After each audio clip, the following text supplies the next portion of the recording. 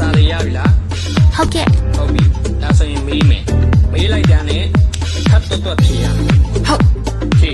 တီဘောမင်းရဲ့မိဖုရားကြီးနာမည်ပါပဲခတ်တွတ်ကဲစာရရပြီလားဟုတ်ကဲ့ဟုတ်ပြီဒါဆိုရင်မေးမယ်မေးလိုက်တာနဲ့ခတ်တွတ်ဖြေရဟုတ်ဖြေတီဘောမင်းရဲ့မိဖုရားကြီးနာမည်ပါပဲခတ်တွတ်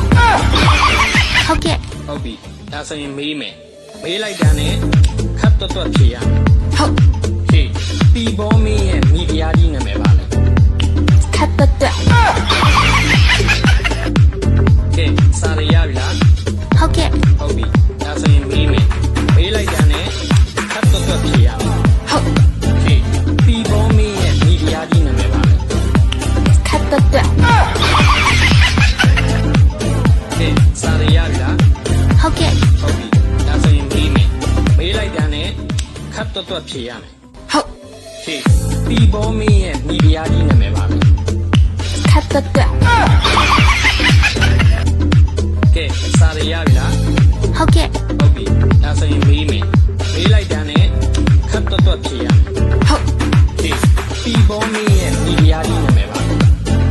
ခတ်တွတ်ဟုတ်ကဲ့ဟုတ်ပြီဒါဆိုရင်မေးမယ်မေးလိုက်တာနဲ့ခတ်တွတ်ဖြေရမယ်ဟုတ်ဖြေတီဘောမင်းရဲ့မိဖုရားကြီးနာမည်ပါလေခတ်တွတ်ကဲစာရရပြီလားဟုတ်ကဲ့ဟုတ်ပြီဒါဆိုရင်မေးမယ်မေးလိုက်တာနဲ့ခတ်တွတ်ဖြေရမယ်ဟုတ်ဖြေတီဘောမင်းရဲ့မိဖုရားကြီးနာမည်ပါလေခတ်တွတ်ကဲစာရရပြီလား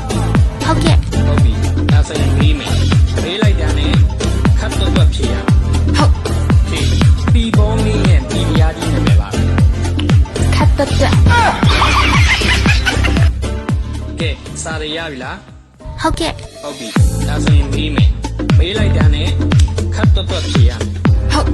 ဖြေတီဘောမင်းရဲ့မိဖုရားကြီးနာမည်ပါလေခတ်တွတ်